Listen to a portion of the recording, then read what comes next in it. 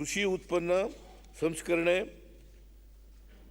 ಮಾರುಕಟ್ಟೆ ಸಂಪರ್ಕ ಮತ್ತು ಮೌಲ್ಯವರ್ಧನೆಯಲ್ಲಿಯೂ ಸಹಕಾರ ವಲಯವು ಪ್ರಮುಖ ಪಾತ್ರ ವಹಿಸುತ್ತಿದೆ.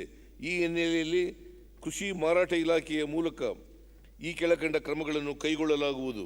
ಯಲಬುರ್ಗಾ, ಬಸವನಬಾಗೇವಾಡಿ, ರಾಣೆಬೆನ್ನೂರು, ಬಳ್ಳಾರಿ ಹಾಗೂ ಗದಗ ಕೃಷಿ ಉತ್ಪನ್ನ ಮಾರುಕಟ್ಟೆ ಸಮಿತಿಗಳಲ್ಲಿ ಒಟ್ಟು 50 ಕೋಟಿ ರು ವೆಚ್ಚದಲ್ಲಿ ಹಾಗೂ ರಾಯಚೂರು ಮತ್ತು ಮೈಸೂರಲ್ಲಿ ತಲಾ 40 ಕೋಟಿ ರು ವೆಚ್ಚದಲ್ಲಿ ಶೀತಲ ಗೃಹಗಳನ್ನು ನಿರ್ಮಿಸಲಾಗುವುದು.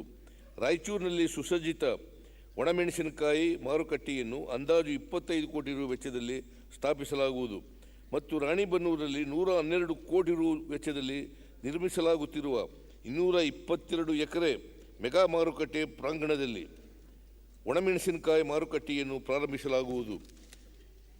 ಮಂಗಳೂರಿನ ನೆಲ್ಲಿಕಾಯಿ ರಸ್ತೆಯಲ್ಲಿರುವ ಮಾರುಕಟ್ಟೆಯಲ್ಲಿ 35 ಕೋಟಿ ರು ವೆಚ್ಚದಲ್ಲಿ ಅತ್ಯಾಧುನಿಕ ಕೃಷಿ ಸಂಕೀರ್ಣವನ್ನು ಸ್ಥಾಪಿಸಲಾಗುವುದು.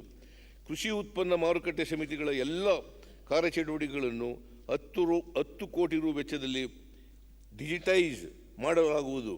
ಬೆಂಗಳೂರಿನ ದಾಸನಪುರ, ಮೈಸೂರು, ಹುಬ್ಬಳ್ಳಿ, ಬಳ್ಳಾರಿ, ಕೋಲಾರ, ಚಿಕ್ಕಬಳ್ಳಾಪುರ ಹಾಗೂ ಬೆಳಗಾವಿಯ ಮಾರುಕಟ್ಟೆಗಳಲ್ಲಿ ಸಾರ್ವಜನಿಕ ಖಾಸಗಿ ಸಹಭಾಗಿತ್ವದಲ್ಲಿ ಬಯೋ CNG ಪ್ಲಾಂಟ್ ಸ್ಥಾಪಿಸುವ ಮೂಲಕ ಶೂನ್ಯ ತ್ಯಾಜ್ಯ ತರಕಾರಿ ಮಾರುಕಟ್ಟೆಗಳನ್ನಾಗಿ ಪರಿವರ್ತಿಸಲಾಗುವುದು.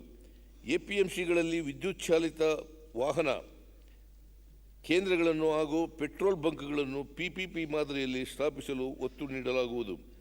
APMCಗಳನ್ನು ಬಲಪಡಿಸುವ ಮೂಲಕ ರೈತರಿಗೆ ತಮ್ಮ ಬೆಳೆಗಳಿಗೆ ಉತ್ತಮ ಆದಾಯ ಗಳಿಸಲು ನೆರವಾಗಲು ಈ ಕೆಳಕಂಡ ಕ್ರಮಗಳನ್ನು ಪ್ರಸ್ತಾಪಿಸಲಾಗಿದೆ.